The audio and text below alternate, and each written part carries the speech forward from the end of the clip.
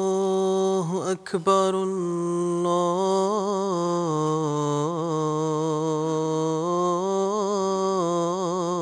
الله أكبر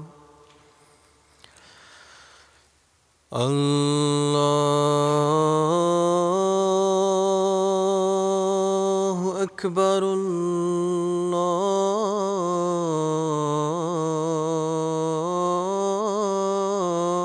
الله أكبر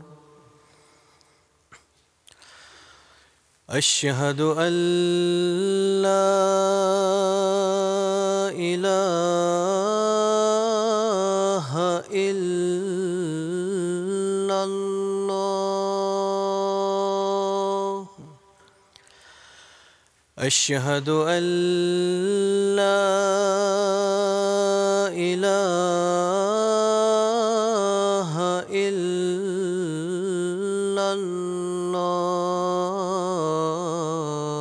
الله أشهد أن محمدًا رسول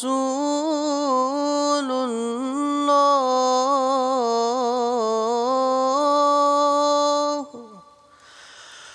أشهد أن محمدًا رسول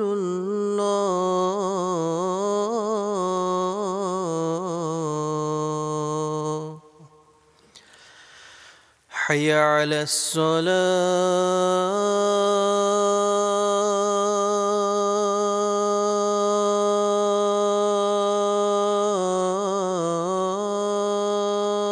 الصلاة حي على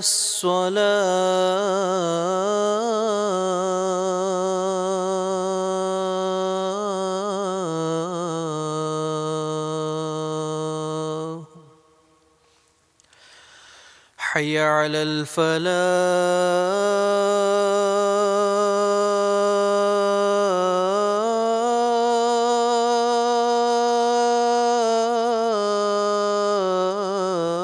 الفلاح حي على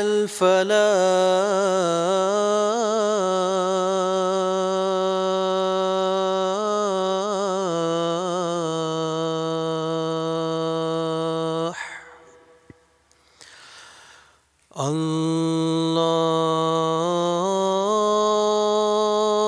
الله أكبر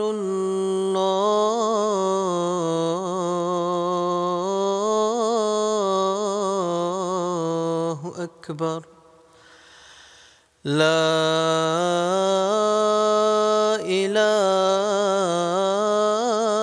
إله إلا الله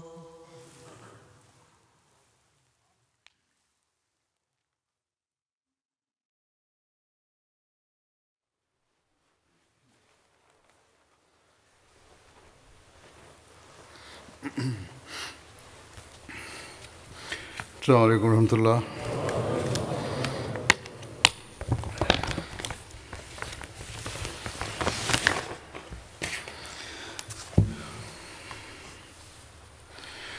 أشهد أن لا إله إلا الله وحده لا شريك له وأشهد أن محمدًا عبده ورسوله أما بعد فأعوذ بالله من الشيطان الرجيم بسم الله الرحمن الرحيم الحمد لله رب العالمين الرحمن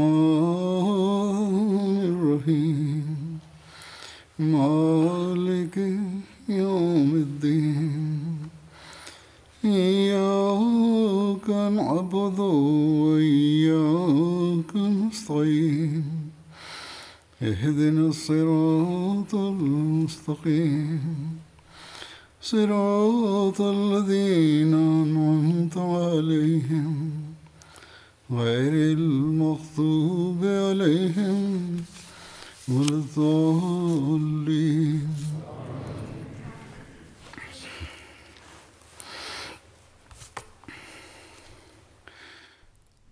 Sebagaimana setiap Ahmadi mengetahui bahwa pada tanggal 20 Februari di dalam jemaat dikenang kaitannya dengan nubuatan Muslih Maud, dan pada tanggal tersebut diadakan acara-acara di jemaat-jemaat. Tanggal 20 Februari kali ini akan datang 3 hari kemudian, namun akan dirasa sesuai jika pada khutbah hari ini saya sampaikan topik berkenaan dengan ini. Nubuatan ini adalah tentang kelahiran seorang putra Hadrat Masih Maud alaihissalam yang akan memiliki banyak keistimewaan. Ia akan mendapat dukungan dan pertolongan khusus dari Allah Ta'ala. Hadrat Masih Maud alaihissalam telah menjelaskan nubuatan ini sebagai berikut. Nubuatan pertama, Allah Ta'ala yang Maha Kuasa, yang Maha Pengasih, Maha Mulia, Maha Tinggi, yang Maha Kuasa atas segala sesuatu, berfirman kepadaku dalam ilhamnya, aku anugerahkan sebuah tanda rahmat kepada engkau sesuai dengan permohonan engkau kepadaku, maka telah aku dengar rintihan doa engkau, dan dengan kasih sayangku, permohonan doa engkau telah aku kabulkan, dan perjalanan engkau ke Hoshiarpur dan Ludhiana telah diberkati bagi engkau, maka telah diberikan kepada engkau tanda kudrat, kekuasaan dan rahmat, serta kedekatan, tanda fadal dan ihsan telah dianugerahkan kepada engkau, dan engkau mendapat kunci fatah dan kunci zafar. Hai Muzaffar, selamat sejahtera atas engkau, Tuhan yang telah berfirman ini, supaya mereka yang menghendaki kehidupan terselamat dari cengkraman maut, dan mereka yang terbenam di dalam kubur agar keluar darinya, dan supaya nampak kepada manusia kemuliaan agama Islam dan derajat tinggi kalam Allah, dan supaya kebenaran tegak bersama semua berkat-berkatnya, dan supaya kebatilan jauh sirna bersama kesialannya, dan supaya manusia faham bahwa aku ini Qadir, Maha Kuasa. Aku berbuat sesuai dengan keinginanku, supaya manusia menjadi sangat yakin bahwa aku ada bersama engkau, dan supaya orang-orang yang tidak beriman kepada wujud Tuhan dan memandang dengan pandangan ingkar dan kedustaan terhadap Tuhan dan terhadap agama Tuhan dan terhadap kitabnya dan terhadap Rasul sucinya Muhammad Mustafa Sallallahu Alaihi Wasallam mendapat tanda yang sangat jelas, dan supaya nampak jelas jalan orang-orang berdosa. Maka kabar gembiralah bagi engkau, seorang anak lelaki yang bersih dan suci akan dianugerahkan kepada engkau. Engkau akan mendapat seorang anak laki-laki yang suci. Anak itu akan lahir dari benih keturunan engkau. Seorang anak laki-laki yang tampan dan suci akan datang sebagai tamu engkau. Namanya Immanuel dan Bashir juga. Kepadanya diberikan ruh suci. Dia suci bersih dari dosa. Dia adalah nur Allah. Berberkatlah dia yang datang dari langit. Dia didampingi fadl, yakni karunia yang turun bersama-sama kedatangannya. Dia orang terhormat, agung dan berdaulat. Dia akan datang ke dunia, dan melalui berkat-berkat ruh Masih dan ruhul haknya, dia akan menyembuhkan banyak orang dari penyakit-penyakit mereka. Dia adalah kalimatullah, sebab dia telah dikirim oleh rahmat dan ghairat Tuhan dengan kalimat tamjidnya, yakni pujiannya. Dia sangat pandai dan cerdas, sedangkan hatinya sangat lembut, dan dia akan dibekali penuh dengan ilmu-ilmu pengetahuan zahir dan batin, dan dia akan merubah 3 menjadi 4. Pada waktu itu, belum tahu maksudnya. Pada hari Senin, dan berberkatlah hari Senin itu, anak cemerlang, mulia dan terhormat, titisan awalin dan akhirin, titisan hak dan kemuliaan, seakan-akan Tuhan turun dari langit. Kedatangannya sangat berberkat dan menjadi sebab penampakan kegagahan ilahi. Nur datang. Wahai Nur, yang mana Tuhan telah sirami dengan air harum keridhaannya, akan kami titiskan ruh kami ke dalamnya, dan naungan Tuhan akan selalu di atas kepalanya. Dia akan cepat menjadi besar, dan dia akan menjadi pembebas para tahanan, dan dia akan masyhur sampai ke pelosok-pelosok dunia, dan bangsa-bangsa akan mendapat banyak berkat daripadanya, sampai titik jiwanya diangkat ke langit. Wa kana amran maqdiya, maka sempurnalah seluruh pekerjaan. Oleh karena itu, sesuai dengan nubuatan tersebut, dalam periode yang telah beliau sampaikan, lahirlah seorang putra yang bernama Hadrat Mirza Bashiruddin Mahmud Ahmad yang telah diangkat oleh Allah Ta'ala sebagai Khalifatul Masih Tsani. Setelah sekian lama, Hadrat Khalifah yang kedua menerima kabar dari Allah Ta'ala, lalu mengumumkan bahwa putra yang telah dikabarkan oleh Hadrat Masih Maud alaihissalam yang akan menjadi Muslim Maud itu adalah saya.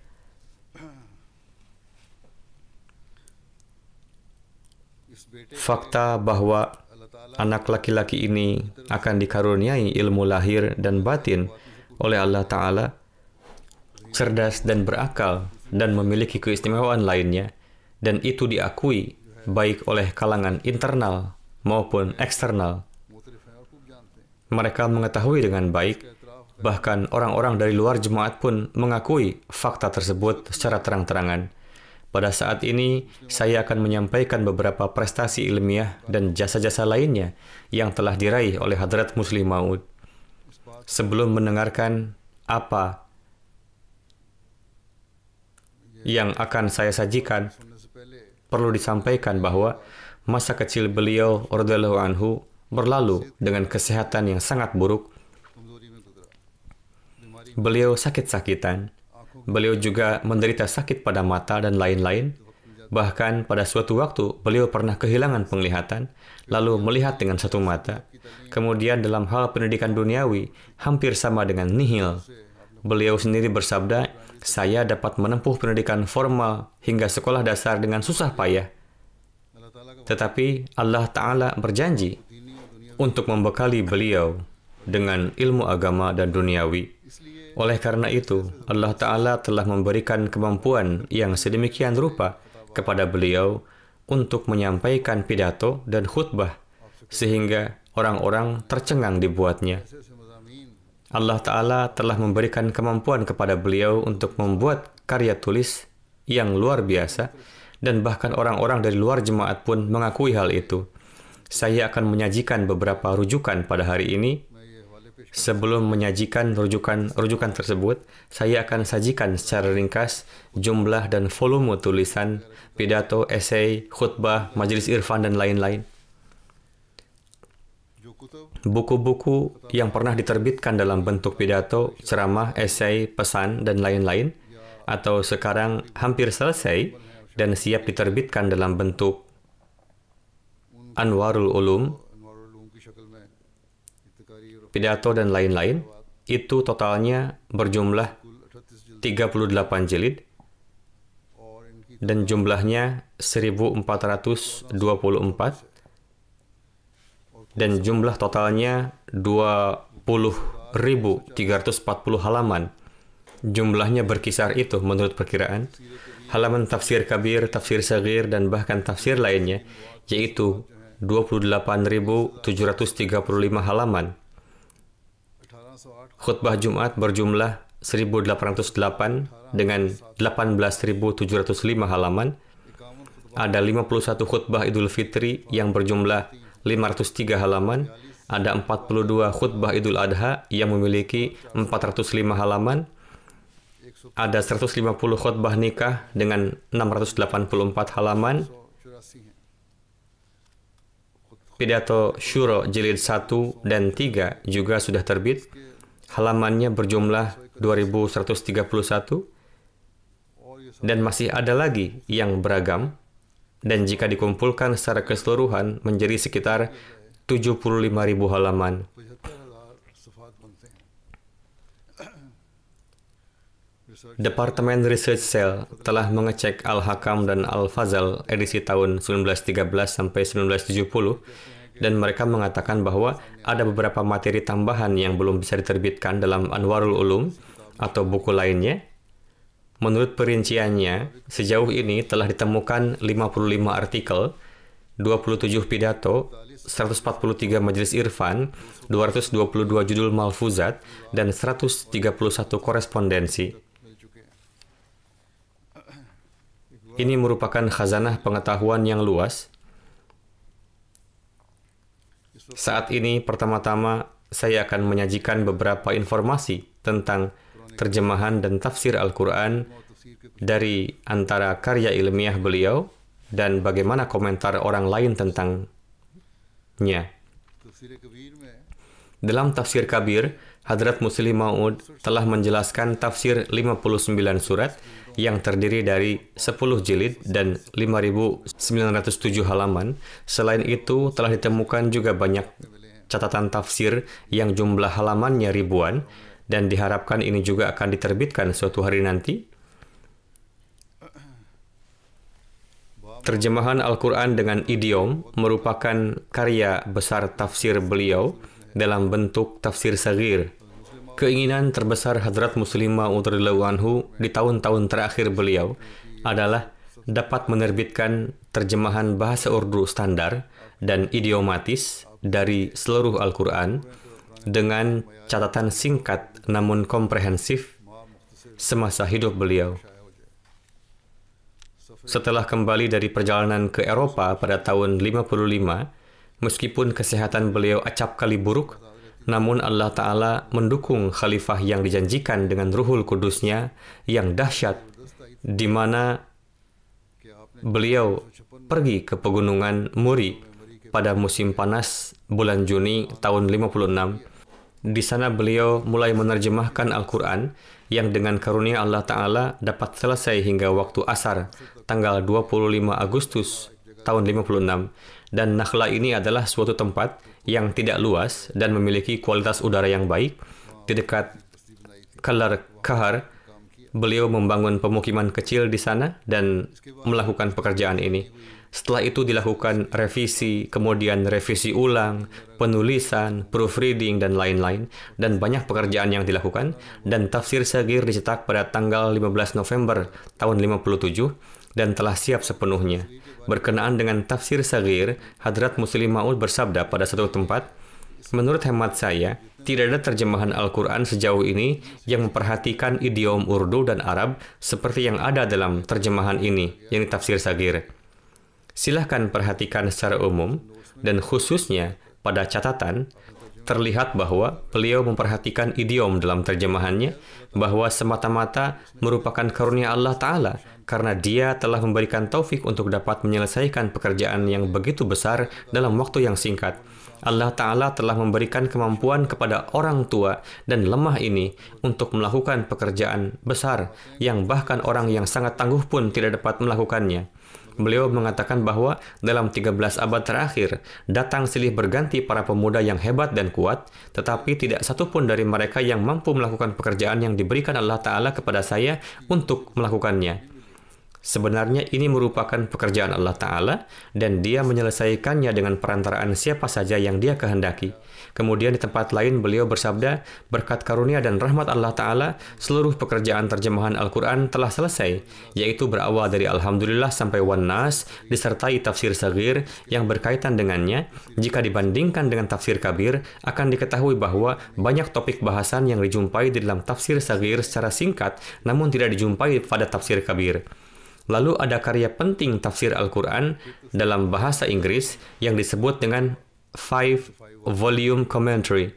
Pada permulaan tafsir ini juga terdapat kata pengantar yang penuh ma'rifat yang ditulis oleh Hadrat Muslih Maud, yang di dalamnya dijelaskan dengan gaya yang istimewa dan menyentuh tentang perlunya Al-Quran Majid di tengah keberadaan mushaf-mushaf samawi lainnya, tentang kehidupan suci Rasulullah SAW, proses pengumpulan Al-Quran, dan ajaran Al-Quran. Pada bagian akhir kata pengantar ini, Hadrat Muslih Maud menulis dengan judul ucapan terima kasih dan penghargaan sebagai berikut. Di akhir kata pengantar ini, saya ingin mengucapkan terima kasih atas jasa Maulwi Sher Ali Sahib yang tak ternilai dalam menerjemahkan Al-Quran ke dalam bahasa Inggris, meskipun dalam kondisi kesehatan yang buruk. Demikian pula Malik Ghulam Farid Sahib, almarhum Khan Bahadur Chaudhry Abul Hashim Khan Sahib, dan Mirza Bashir Ahmad Sahib juga patut mendapat ucapan terima kasih. Mereka telah mencantumkan catatan tafsir pada terjemahan dengan merujuk pada ringkasan berbagai pidato, buku, serta daras-daras saya.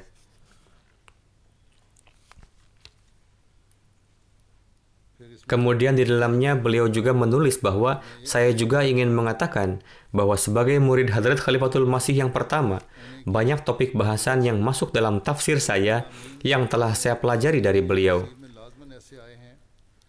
Oleh karena itu, dalam tafsir ini disertakan juga tafsir Hadrat Masih Maud alaihi salam, tafsir Khalifatul Masih yang pertama, dan tafsir saya juga.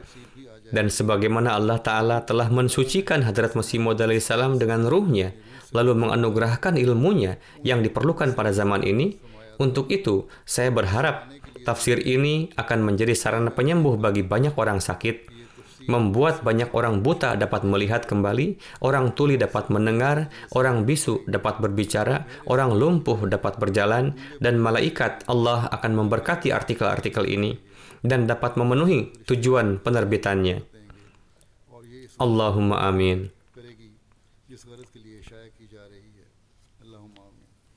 Dan sejauh ini, mereka yang membacanya, bahkan di antaranya ada yang non-Ahmadi dan Kristen, mereka menyampaikan apresiasi yang sebesar-besarnya.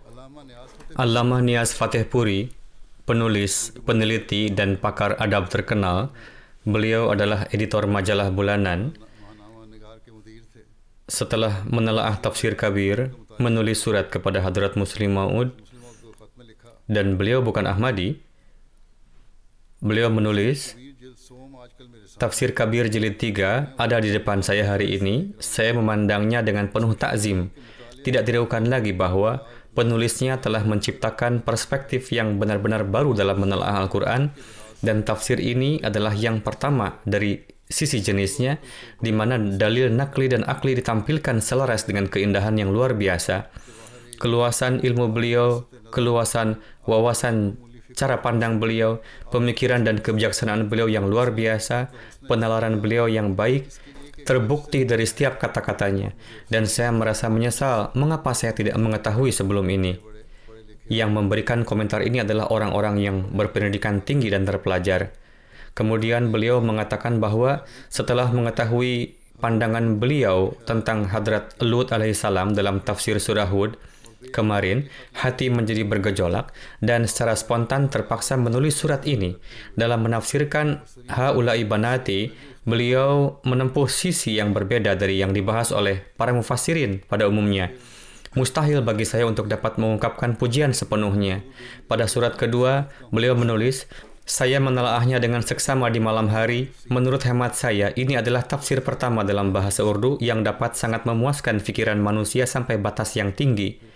Kemudian beliau mengatakan bahwa pengabdian yang dilakukan kepada Islam melalui tafsir ini sedemikian tingginya sehingga para penentang beliau pun tidak dapat menyangkalnya. Itu adalah karunia Allah Ta'ala yang dianugerahkan kepada siapa yang dikehendaki. Seorang Ahmadi bernama Syed Muhammad Azam Sahib berasal dari Hyderabad mengatakan bahwa Nawab Bahadur Yar Jang, seorang tokoh non-Ahmadi terkenal di anak benua kecil, yang memiliki hubungan persahabatan yang erat dengan Syed Sahib. Syed Sahib mengatakan bahwa Nawab Bahadur Yar Jang sering menyebut berkenaan dengan tafsir sagir ketika dalam obrolan, dan selalu mengakui kehebatan tafsir tersebut dan mengatakan bahwa beliau mendapat banyak manfaat dari penjelasannya yang penuh dengan ma'rifat. Kemudian Tuan Akhtar Ranwi, MA, Kepala Departemen Universitas Urdu, Patna, menceritakan kisahnya, menuturkan, satu demi satu, saya mempersembahkan beberapa jilid tafsir kabir karya Hadrat Khalifatul Masih yang kedua kepada Profesor Abdul Manan Bedel, mantan Kepala Departemen Bedel, Kepala Departemen Bahasa Persia Universitas Patna dan rektor Universitas Shabina saat itu.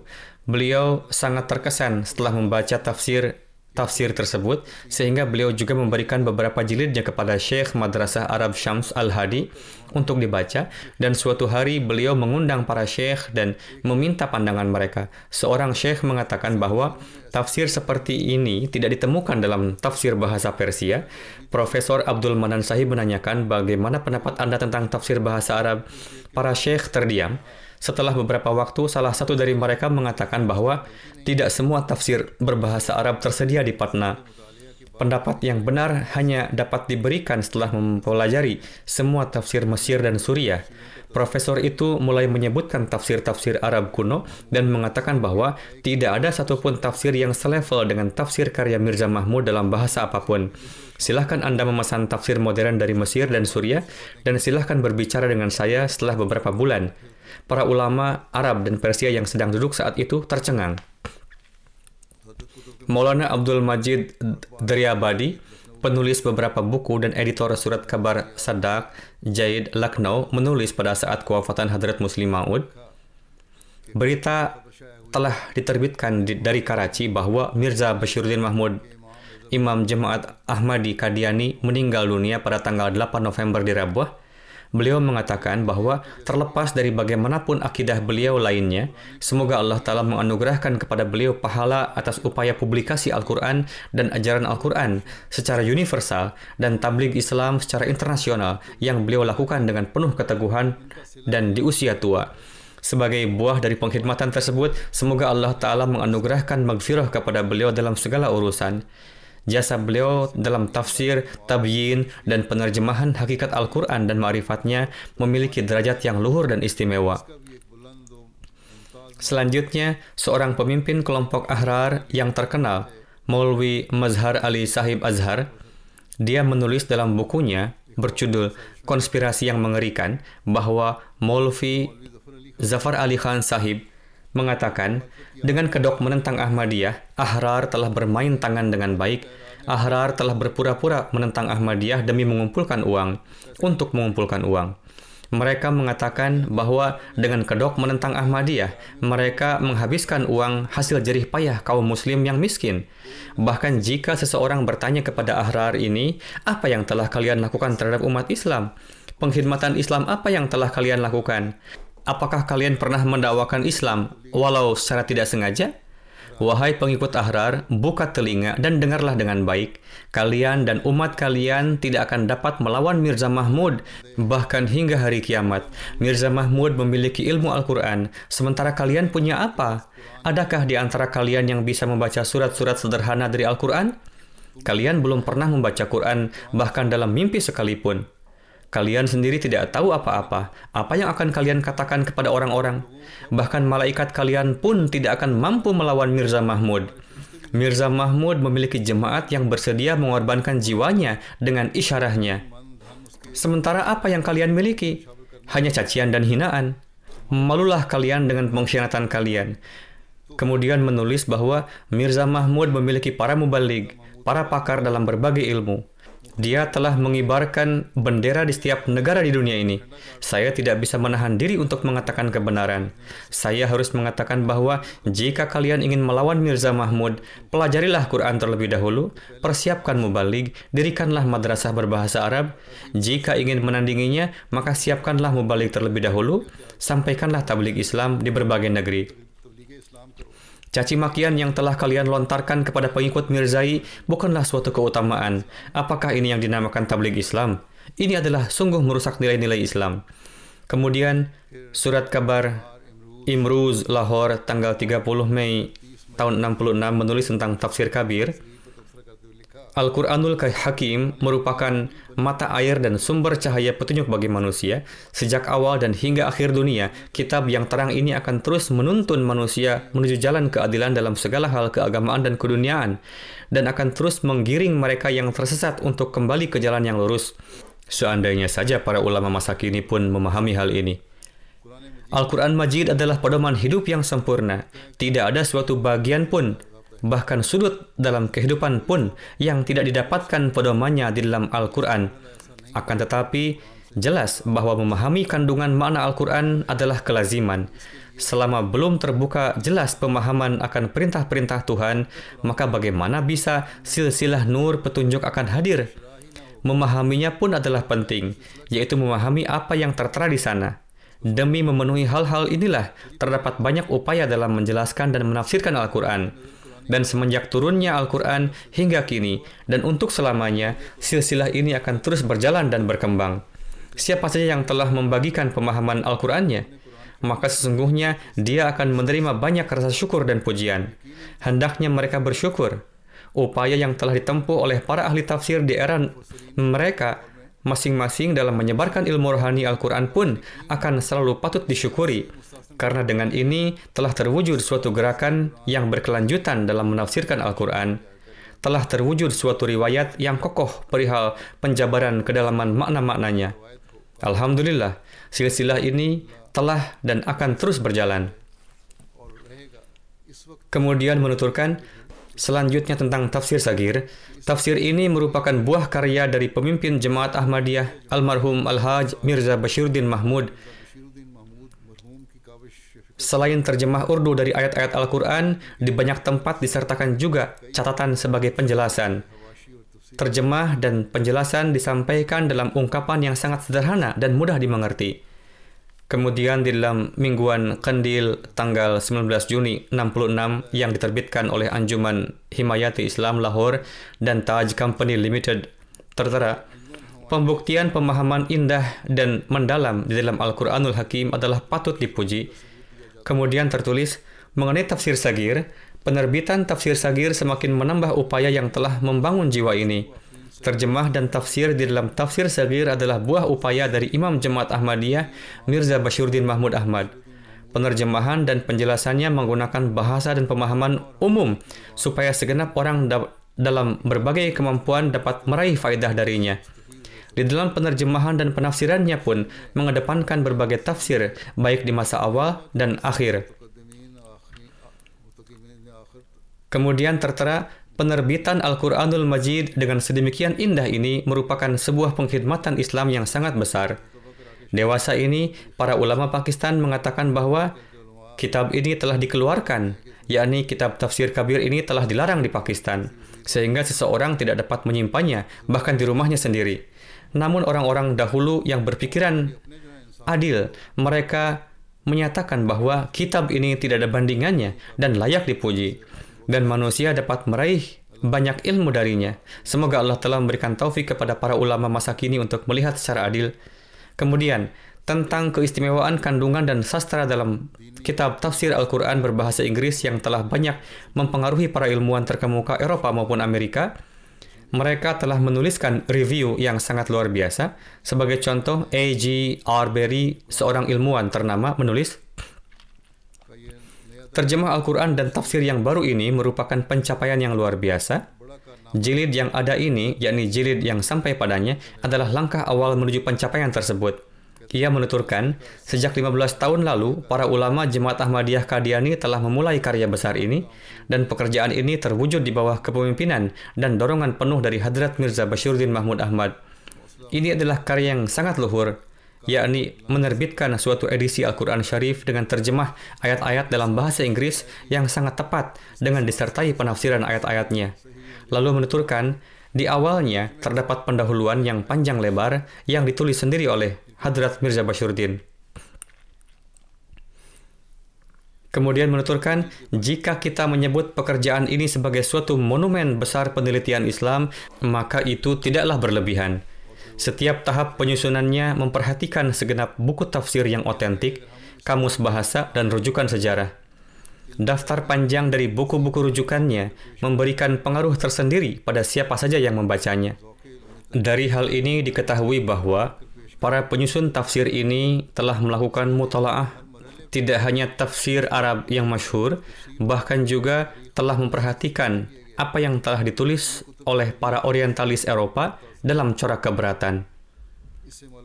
Jika cukup memperhatikan hasil terjemahnya, maka harus dikatakan bahwa terjemah tersebut terbebas dari kekeliruan bahasa Inggris dan sangat bermanfaat.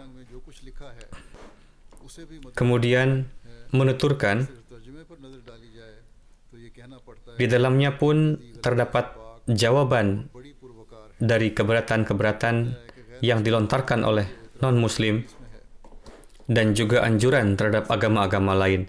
Para pembaca non-muslim mungkin akan menganggap bahwa beberapa bagiannya adalah sepihak dan terkesan menyudutkan. Tetapi ingatlah bahwa bagian ini pun adalah ditulis dengan niat yang tulus dan patut ditelaah dengan penuh perhatian.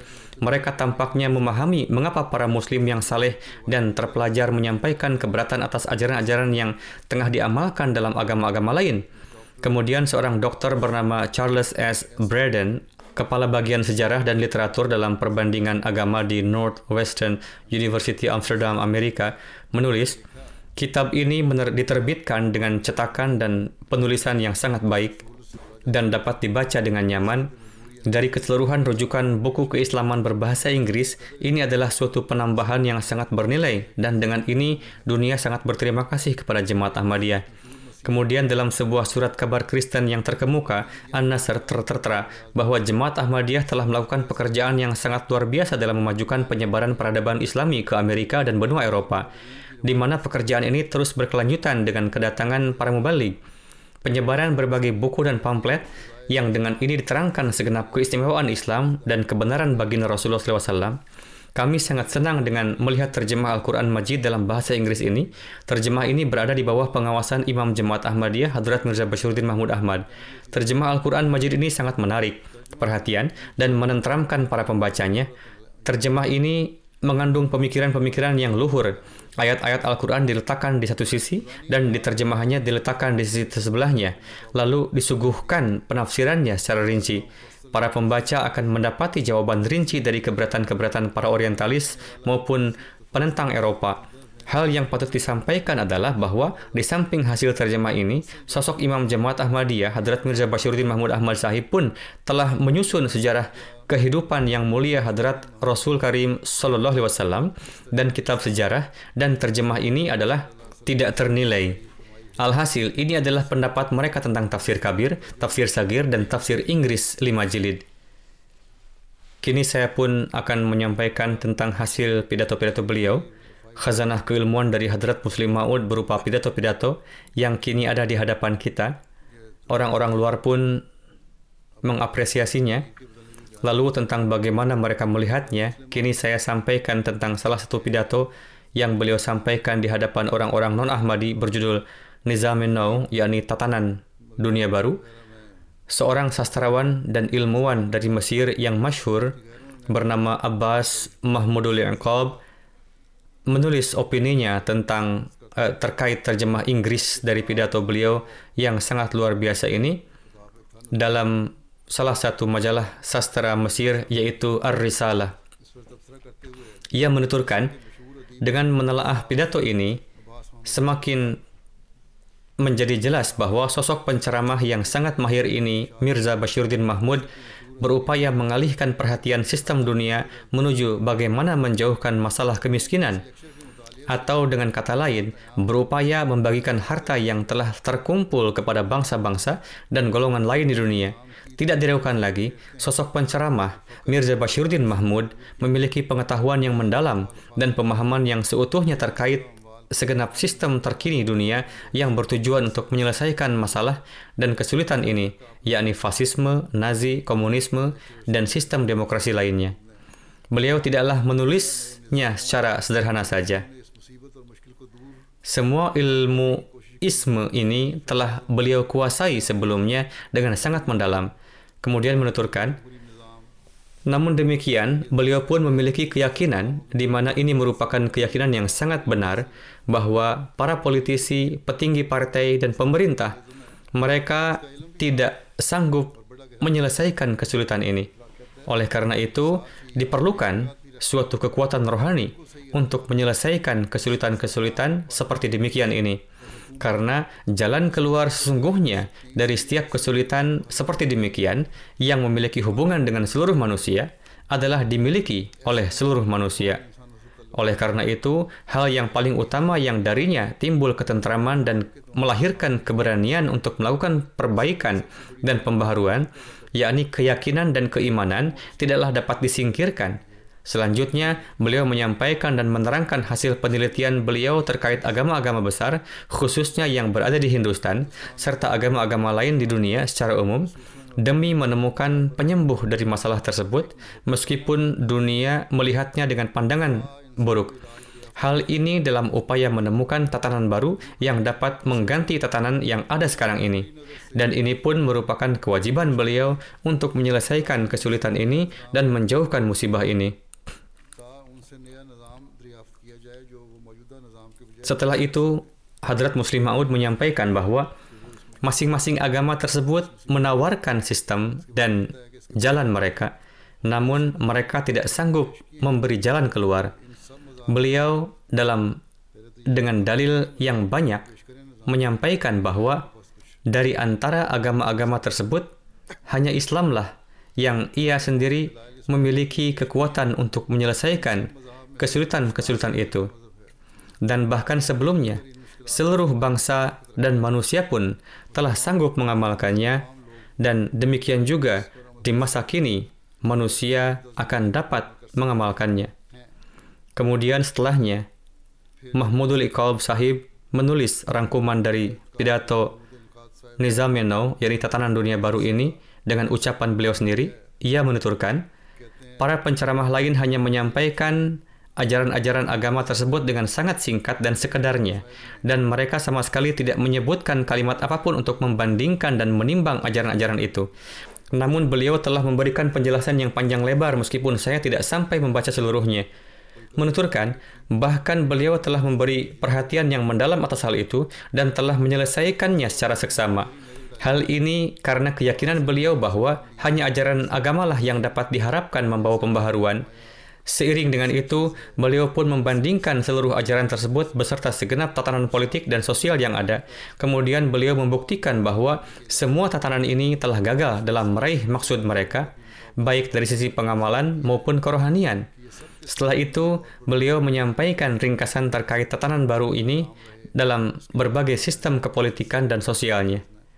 Kemudian beliau, ini Hadrat Muslim Maud radhiyallahu anhu bersabda, jika suara ini disebar ke kalangan Eropa dan Amerika yang berbahasa Inggris, atau bahkan kepada segenap kaum Hindustan dan bangsa di belahan dunia timur, maka sungguh ini akan memberikan pengaruh besar. Kemudian pidato berjudul Awal Mula Perpecahan dalam Islam. Ini adalah pidato yang beliau sampaikan di hadapan pertemuan Modern Historical Society di Islamia College Lahore. Ini adalah pidato yang sangat ilmiah dan menyeluruh tentang sejarah Islam, sehingga para sejarawan besar pun menganggap diri mereka sebagai anak sekolah di hadapan beliau. Ringkasan dari penelitian Huzur adalah, di sini beliau membuktikan bahwa Hadrat Utsman dan para sahabat lainnya adalah suci dari segenap fitnah dan aib. Bahkan perilaku mereka sangatlah mencerminkan ketinggian akhlak yang sejati, dan jejak langkah mereka senantiasa teguh di atas nilai-nilai kebaikan. Kita tidak dapat memberikan tuduhan kepada siapapun, baik kepada Hadrat Utsman atau sahabat lainnya. Lalu beliau bersabda bahwa para sahabat tidaklah berkeberatan atas kekhalifahan Hadrat Utsman, dan mereka senantiasa setia kepada beliau hingga akhir hayatnya. Seperti halnya Hadrat Ali, beliau membuktikan bahwa tuduhan yang menyebutkan para sahabat melakukan pemberontakan adalah keliru. Tuduhan bahwa Hadrat Ali, Hadrat Talha, dan Hadrat Zubair melakukan gerakan sembunyi-sembunyi pun sungguh keliru. Beliau telah membuktikannya. Tuduhan yang dialamatkan kepada golongan Ansar bahwa mereka marah pun adalah keliru, karena kita melihat bahwa segenap pemimpin Ansar telah berupaya untuk memadamkan fitnah ini.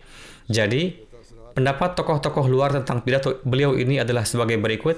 Sayyid Abdul Qadir Sahib MA, Profesor Islamia College Lahore menulis, nama Hadrat Mirza Bashiruddin Mahmud Ahmad Sahib, sesosok putra istimewa dari ayahanda istimewa, memberi jaminan besar bahwa ini adalah pidato yang sangat syarat keilmuan. Saya pun adalah seorang yang memahami sejarah manusia, dan saya berani menyampaikan bahwa dari antara muslim maupun non-muslim, sangat sedikit sejarawan yang sanggup mendalami perselisihan dalam kekhalifahan Hadrat Utsman, dan yang berhasil memahami sebab-sebab utama terjadinya pertikaian yang pertama, dan sangat merusak ini, Hadrat Mirza Sahib tidak hanya berhasil dalam memahami sebab-sebab terjadinya pertempuran ini, namun bahkan beliau dengan sangat jelas dan berkelanjutan telah menjelaskan runtunan peristiwa tersebut yang menyebabkan lembaga khilafat terus bergejolak hingga waktu yang lama.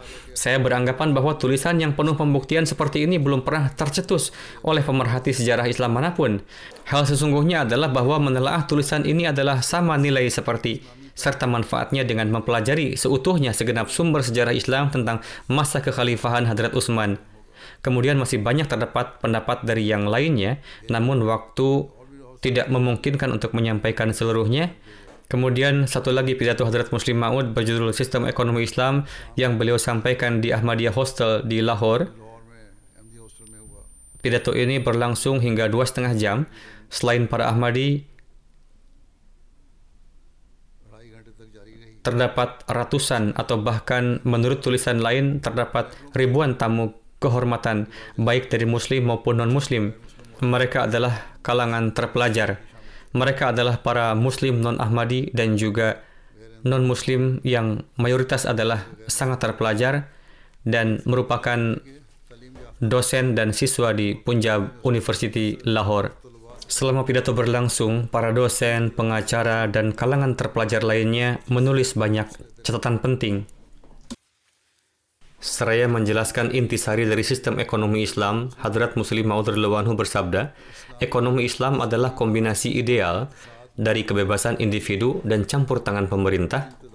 Hendaknya ada kebebasan dan ada juga campur tangan pemerintah, tetapi keduanya harus dipadukan dengan benar, harus ada keseimbangan. Artinya, dalam sistem ekonomi yang disajikan Islam kepada dunia, campur tangan pemerintah telah dijaga sampai batas tertentu, dan individu juga diberikan kebebasan sampai batas tertentu. Kombinasi yang tepat dari keduanya disebut ekonomi Islam. Kebebasan individu telah ditetapkan agar individu dapat mengumpulkan sarana akhirat dan mengembangkan semangat perlombaan dan persaingan dalam diri mereka. Tidak hanya persaingan dunia, melainkan juga persaingan dalam melakukan kebaikan-kebaikan untuk akhirat juga berlangsung.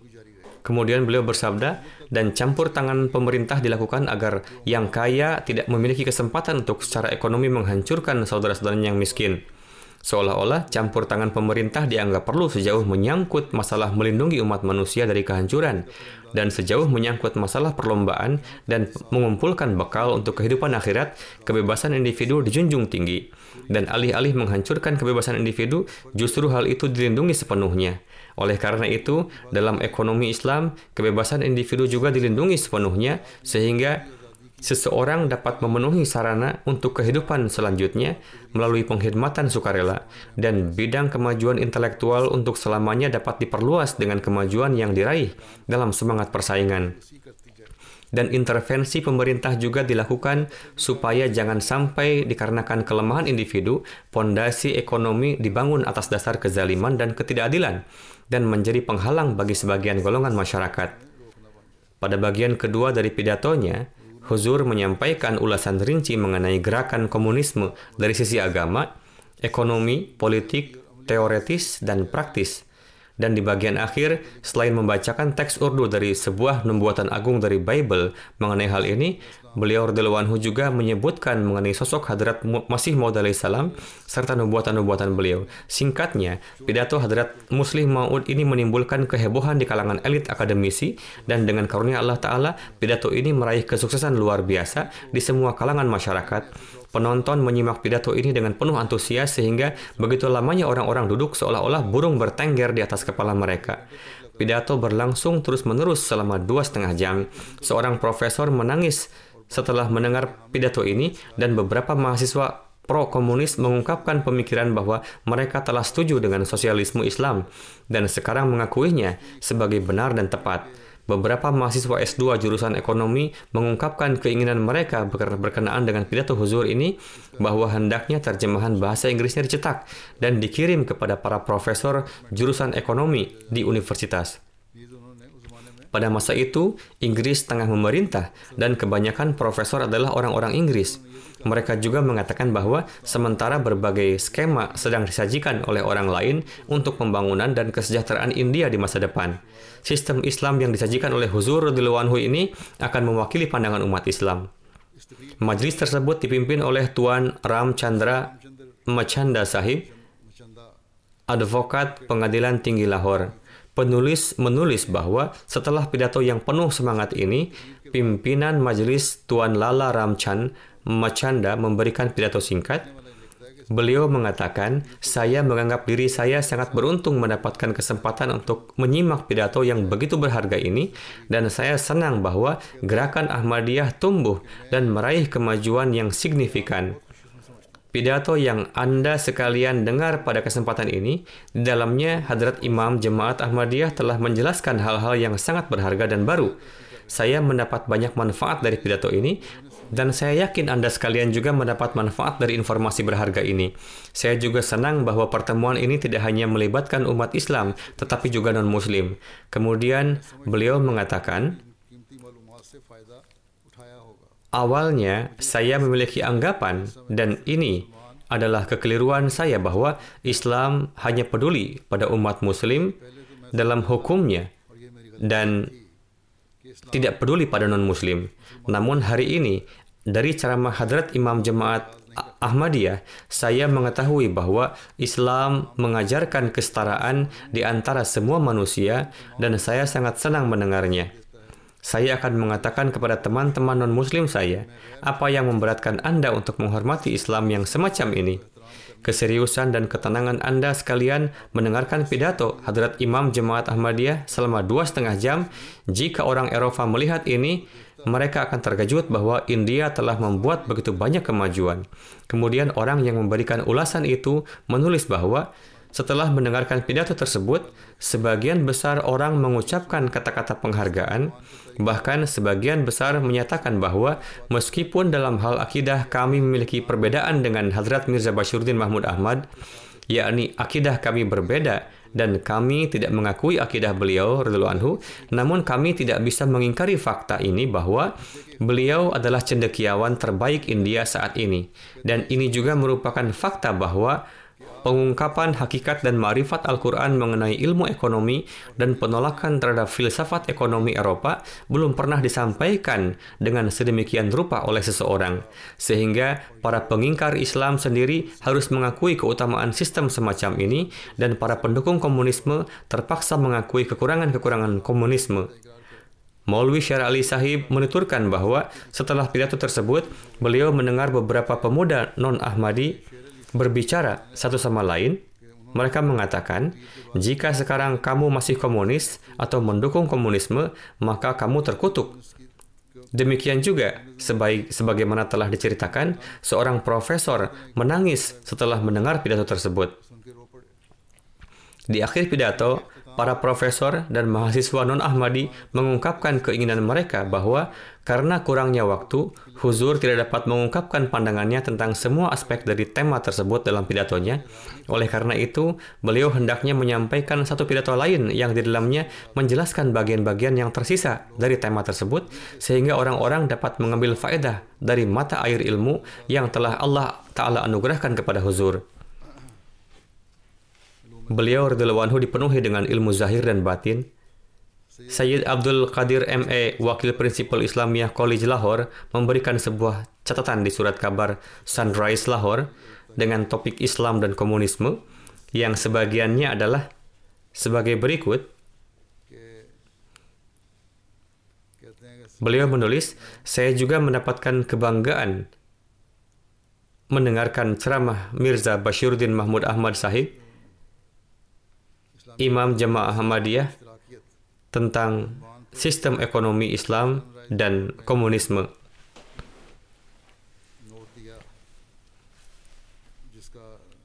Pidato ini, seperti pidato-pidato beliau lainnya yang sempat saya dengar, secara intelektual, merangsang, dan juga informatif. Mirza Sahib memiliki kemampuan-kemampuan yang dianugerahkan Allah Ta'ala, dan beliau memiliki pengetahuan yang lengkap tentang semua aspek dari topik ini. Tidak ada gelar yang diraih, tidak ada riset yang dilakukan, melainkan diajarkan oleh Allah Ta'ala. Oleh karenanya, gagasan-gagasan beliau patut untuk kita tanggapi dengan serius. कोई डिग्री नहीं ली हुई, कोई रिसर्च नहीं की हुई, लेकिन Kemudian, pidato itu juga diterjemahkan ke dalam berbagai bahasa. से देखते हुए Pers asing dan kalangan terpelajar juga memberikan apresiasi setelah membaca terjemahannya. Presiden Mahkamah Agung Spanyol, तराजुम पढ़कर SYD पढ़े तबका ने भी Jos Casten, membaca terjemah tersebut dan menulis kepada Maulwi Karam Ilahi Zafar Sahib ने bahwa saya sangat berterima kasih atas surat Anda. Besertanya ada sebuah buku yang sangat bagus yang dengan mengkajinya memberikan kesan yang indah dan agung pada diri saya. Saya memberikan keyakinan kepada Anda bahwa Allah Ta'ala akan menganugerahkan kepada Anda kesuksesan besar di negara Spanyol ini dan sekitarnya. Buku ini sangat menarik tentang situasi saat ini.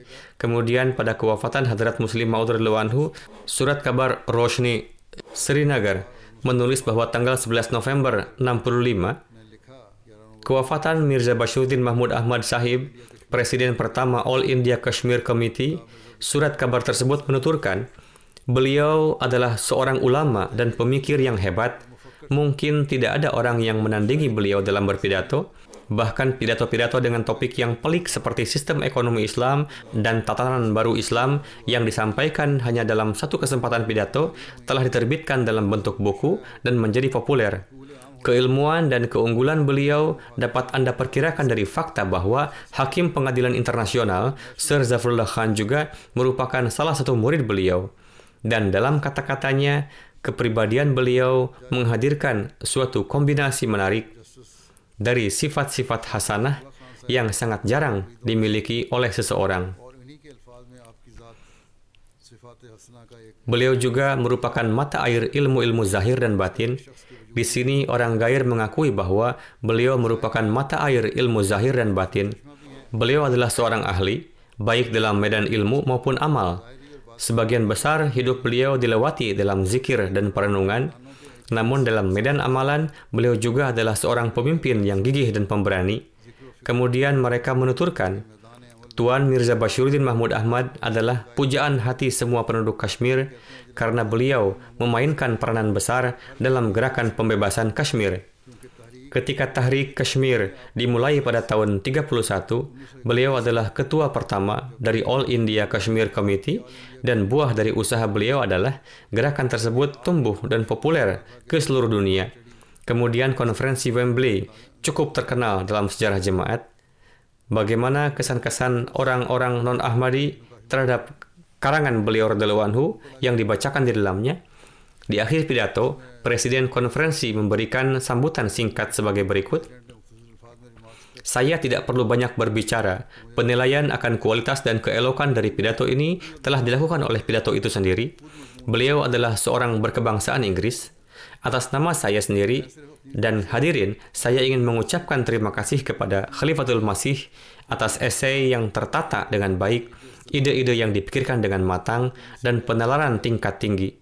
Wajah para hadirin setuju dengan yang saya katakan, dan saya yakin mereka mengakui bahwa benar saya mewakili mereka dalam ucapan terima kasih dan saya merepresentasikan mereka. Kemudian beliau menyapa huzur dan berkata bahwa saya mengucapkan selamat atas kesuksesan ceramah Anda. Esai Anda adalah esai terbaik yang dibacakan hari ini. Penulis laporan menulis bahwa seorang pria datang ke hadapan huzur dan menyampaikan bahwa saya telah bekerja di India selama 30 tahun dan telah mempelajari kondisi dan argumen-argumen orang-orang Islam karena saya tinggal di India sebagai misionaris. Namun saya belum pernah mendengar dimanapun sebelumnya pidato yang disampaikan dengan keunggulan, kejelasan, dan keindahan seperti yang Anda sampaikan hari ini. Saya sangat terkesan mendengar pidato ini, baik dari sisi gagasan, penyusunan, dan argumen. Singkatnya, ada banyak kesan semacam itu, jumlah karangan, dan pidato beliau mengenai berbagai topik juga tidak terhitung banyaknya. Sebagaimana telah saya sampaikan di awal, saya telah sampaikan beberapa contohnya. saya akan sampaikan sebuah kutipan dari surat kabar Fathul Arab Damaskus pada tahun 24 ketika Hadrat Khalifatul Masih yang kedua mengunjungi Eropa. Beliau juga singgah di beberapa negara Arab dalam perjalanannya, dan dalam kesempatan tersebut pers negara-negara Arab juga menerbitkan opini mereka tentang diri beliau. Surat kabar Fathul Arab Damaskus menulis dalam terbitannya tanggal 10 Agustus 24 bahwa Khalifah Sahib berusia 40 tahun. Beliau memiliki janggut hitam yang lebar di wajah beliau. Wajah beliau berwarna gandum dan karisma serta wibawa nampak dominan di wajah beliau. Kedua mata beliau menyiratkan kecerdasan dan kepandaian serta ilmu dan kebijaksanaan. Demikianlah penampilan wajah beliau. Sementara beliau berdiri mengenakan sorban seputih salju. Jika Anda melihat kemampuan intelektualnya, Anda akan merasa yakin bahwa Anda berada di hadapan seseorang yang memahami Anda dengan baik sebelum Anda menyadarinya. Beliau melihat Anda dengan matanya dan senyuman selalu tersungging di bibir beliau, yang terkadang bibir beliau terbuka, terkadang tertutup, yakni beliau selalu tersenyum. Selanjutnya, penulis menulis untuk para pembaca bahwa, dan jika Anda melihat keadaan ini, Anda akan takjub dengan makna yang ada di balik senyuman itu dan kemuliaan yang dikandungnya. Ada banyak kesan dari para non-Ahmadi yang mendapatkan kesempatan untuk bersama beliau dalam waktu yang singkat maupun lama. Seperti yang telah saya sampaikan, bahan begitu banyak, saya telah mengumpulkannya. Tetapi karena keterbatasan waktu, saya telah menyampaikan beberapa saja, dan itu pun saya sampaikan secara ringkas dan tidak dituliskan seluruhnya. Hal-hal yang telah Hadrat Masih Maud alaihissalam sampaikan dalam nubuatan, atau dengan kata lain, yang telah diberitahukan oleh Allah Ta'ala kepada beliau alaihissalam, semua itu telah tergenapi dalam diri Hadrat Mirza Bashiruddin Mahmud Ahmad radhiyallahu anhu. Bahkan ulama terhebat pun tidak dapat menandingi ilmu dan ma'rifat yang telah Allah Ta'ala anugerahkan kepada beliau radhiyallahu anhu. Literatur yang telah beliau tulis adalah khazanah jemaat. Sebagian besar pidato, khutbah, dan karangan beliau telah diterbitkan. Sebagian lagi sedang dalam proses. Kita harus membacanya, dan sekarang pekerjaan penerjemahan berlangsung dengan sangat cepat. Insya Allah segera akan tersedia. Banyak yang telah dikerjakan dalam bahasa Inggris. Maksud saya beberapa buku yang tipis-tipis telah diterbitkan. Semoga Allah Ta'ala menganugerahkan kepada kita taufik untuk dapat mengambil manfaat dari ilmu dan ma'rifat tersebut.